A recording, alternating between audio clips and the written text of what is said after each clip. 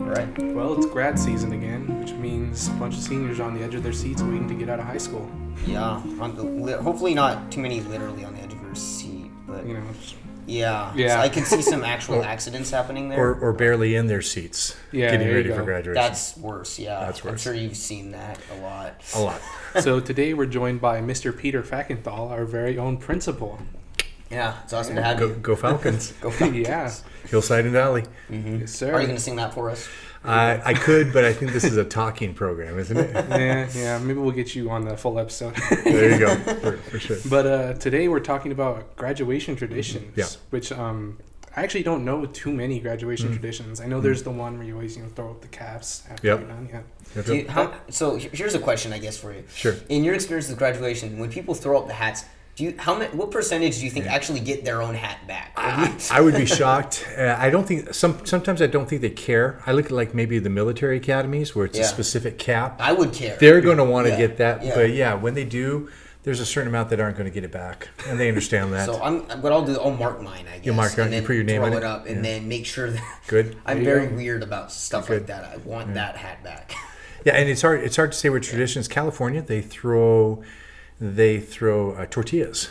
Sometimes. Really? Yeah. At graduation, you're like seeing tortillas being tossed, and then that was the biggest surprise when I said, "What's everybody doing throwing food at graduation?" Just something they did. Interesting. That's interesting. I wonder, that must be correlated to the huge Latino population out there. It might be. So, yeah. It might be very much so, which is a part of California. We should start some sort of tradition here in the state of Washington involving rain somehow. Right.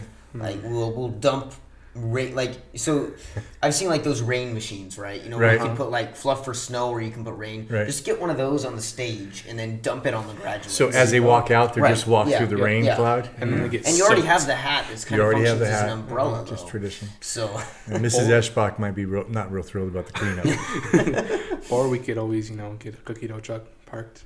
There you go. See, we might be starting something. ASB may have just started something. ASB may have started a tradition here at Auburn. It's funny. Traditions are interesting. I sang with speech class. I sang Hillside and Valley the one time we went to Donut Star. Yeah. And I forgot to sing it the next time, and somebody mentioned it. Yeah. That I hadn't started to sing Hillside and Valley. And it matters. I think more than anything, I think Adventist schools are unique in that we have 4 programs for graduation. Yep. In the past, I think we've had more at points, haven't we? Yeah. But that's definitely part of the tradition, part of graduation here at Auburn and other schools. Yeah. I just thought of when you were saying singing. Pastor Rome, I hope you're okay with me sharing the story, but him and I did a funeral a couple months ago, and he in his sermon at the end, he was going to talk about it as well. Okay. And So he got up there and he started singing It As Well. And I've never heard him sing before. Right. I thought that's kind of odd that he'd sing. And then afterwards he told me what happened was he forgot the lyrics to the song. Okay. So the only way he could remember them was by singing. it. Because he wanted to share the lyrics. Yes, he wanted to share. That was how he culminated the sermon. Yeah. He started singing, and it worked so perfectly. But he was not planning on planning on that. That was just one of my favorite stories. It's funny. That's life coming at you unexpectly. Yeah, it's kind of funny how music works with the brain. Music is a powerful tool. In fact, like a lot of times people for advice they suggest if you're memorizing something for a test, put it in a song. But X equals negative B plus square.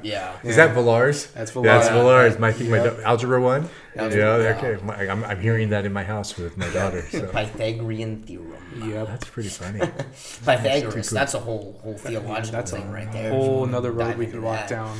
I might be out of my depth. Yeah, well, and we're gonna be. We don't have nearly enough time to go into that. Right. But it looks like we're just about out of time here. So thanks so much for tuning in. Thanks so much for tuning into this episode of Faith Talk. Check us out on all of our socials. That'll be Instagram, Twitter, Facebook, TikTok, and all the above. We also are on YouTube. And subscribe to all our channels, YouTube, Apple, Spotify, things like that. And be sure to check out our merch store. It not only supports us, but it helps us bring you higher quality content. Yeah, and remember, we got a weekly word on Wednesday every week on Get This Wednesday. And episodes come out first of the month. Thanks so much for watching. Hopefully we'll catch you on the next one. God bless.